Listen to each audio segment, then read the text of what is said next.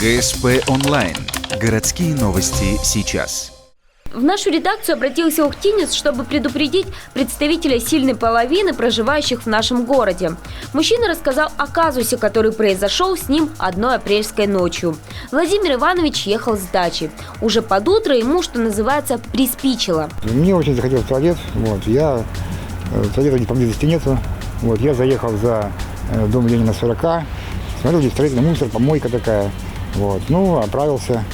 И у меня были бумажки в машине, я бумажки вытянул из бумажки.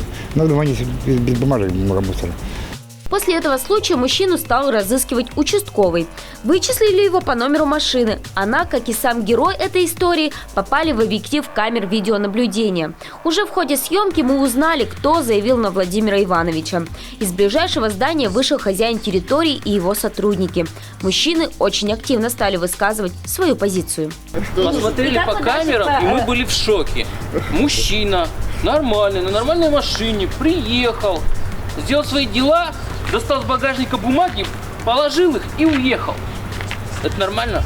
Да. Я бы с удовольствием тебе по роже, но мне уже это и так достаточно. Понимаешь? У нас уже есть такие прецеденты. Нельзя, оказывается, защищать собственность и защищать себя в этой стране. Приходится ходить и писать письма. Разошлись полюбовно. Владимир Иванович свою ошибку признал и отправился на комиссию в мэрию объяснять ситуацию. Возможно, ему придется выплачивать штраф. Хозяин территории с подчиненными на субботник. Сегодня в городе день чистоты. И ту сторону можно понять. Попавший в просак мужчина – законопослушный ветеран Афганистана. Сделал глупость, не подумав. Бизнесмен следит за порядком на своей территории. И это похвально.